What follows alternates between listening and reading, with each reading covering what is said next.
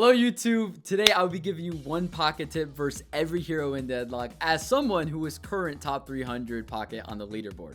I'm not great, but I'm not that bad. First, I want to give you guys a general pocket tip that everyone should know. You want to use your cloak for damage, but also an escape at the same time. So predetermining where you're going to throw the cloak in the fight is important to not get caught out of position.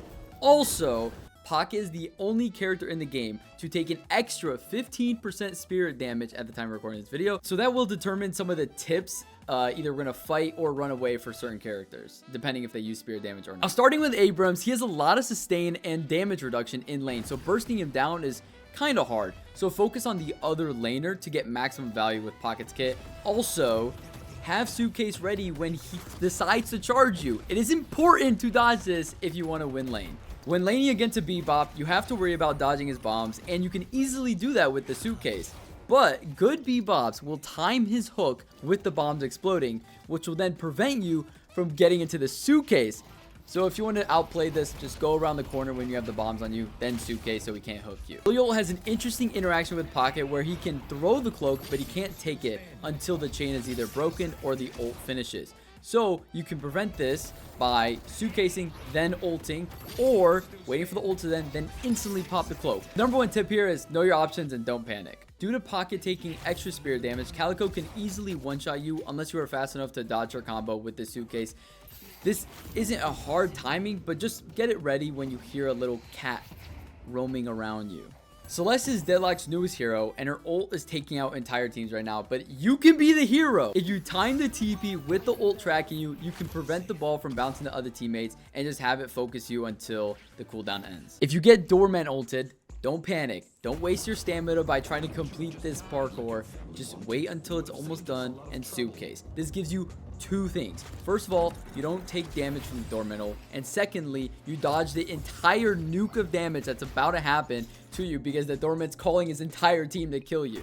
And after they use all their damage while you're in the Suitcase, you can instantly warp stone or majestic leap out of Suitcase and escape with the extra stamina that you saved at the beginning of the fight. If a drifter tags you with his mark, use warp stone, extra stamina, and the Suitcase to drag out the fight so the mark runs out of time, then escape with the cloak, preferably high ground. Good Dynamo players can grab their entire team and make you miss your ult if they are paying attention. So it's important to recognize this and wait for the ability to be used or ult people that Dynamo is in. This is a squishy hero that loves to annoy side lanes with her constant lane pressure.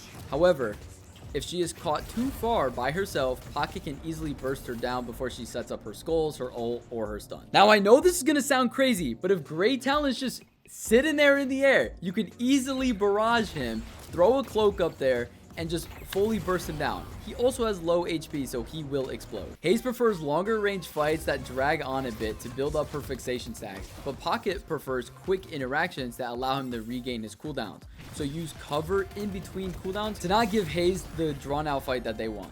With Holiday's high burst of spirit damage in her barrels and her constant flying around, she's one of the hardest characters to hit a full combo on.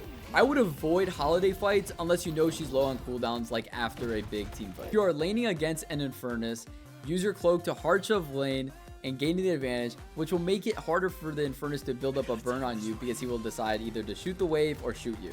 Ivy and Pocket have some of the best lane clearing abilities, so being at the wave first before the Ivy is important to gain lane pressure. Also, bursting her down will be hard because she can go into stone form and dodge everything.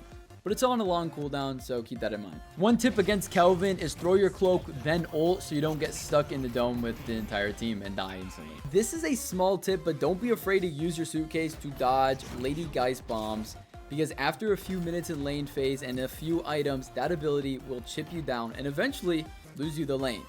Also, standing on the side of the lane so you can cloak the entire wave. Lady Geist to decide does she want to do damage to you or the minions, but not both at the same time. Lash Slam from the heavens will lose you the lane, so positioning is key. Always stand on the opposite side of high ground and use your cloak to force the wave into his own tower. So now he has to decide, does he want to clear the wave or take out your entire HP with one ability in the first 3 minutes of the game? Definitely a fair character. As you can see, BTW, I don't like Lash, which is short for by the way. Guinness is a tanky character that can heal herself and chip you down in range with her turrets. So if you do fight her, force her to use her cooldowns on a random part of the map, not on the objectives, so that the turrets are just lingering in a wasteful spot. Mina has some of the best escape with her bat abilities in the game, but most pocket builds by movement items, which means if you start the engagement without using the Majestic Leap or Warp Stone, there's a chance you can chase her down using Majestic Leap, and this catches a lot of Mina's off guard. Mirage's only escape ability is his Tornado Dash, so instead of bursting him down from behind using your cloak to escape, burst him down from in front or the side, which will force him to either stun you with the tornado and be out of position, or use the tornado to run away and not stun you.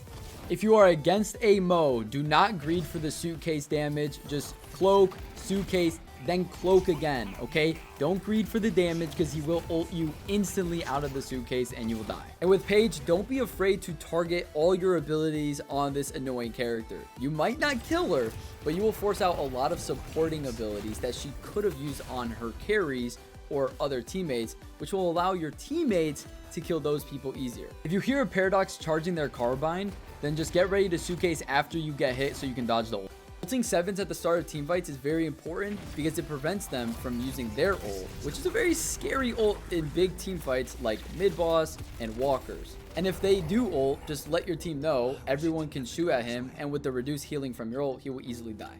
Shiv is a high priority for Pocket Ult because he has a chance of dying from his bloodletting ability, and minimizing his healing to reduce the Shiv carnage will help your team win more fights. Silver needs time to build up her wolf, so after using your combo, use the cloak to escape and wait for your cooldowns to come back before re-engaging, and if she does become a wolf, good luck. You can reduce her healing with your ult though. Sinclair's love stealing pocket ults, and if it keeps happening to you, just be aware of where you're standing and don't show yourself until the fight actually happens at places like walkers, mid-boss, or endgame.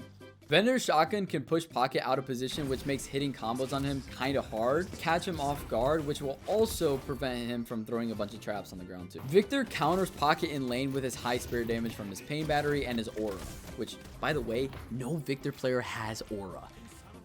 But on the good news, okay, in mid to late game, if you put 2 points into Pocket Ult, it can reduce Victor's healing, making him less oppressive.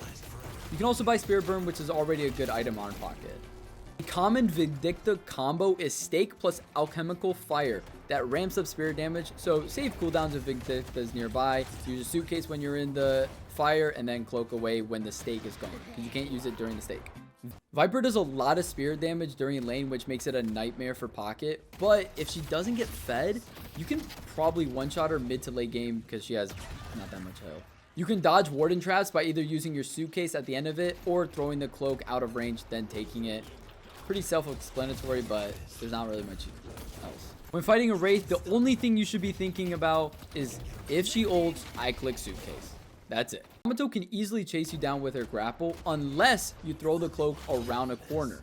So be aware of when you're throwing the cloak, and also she does a bunch of spirit damage, so try to dodge that with your suitcase. Thanks for watching to the end. Subscribe if you enjoyed. If you want to see more videos like this, and comment what character I should do next. I also want to start streaming.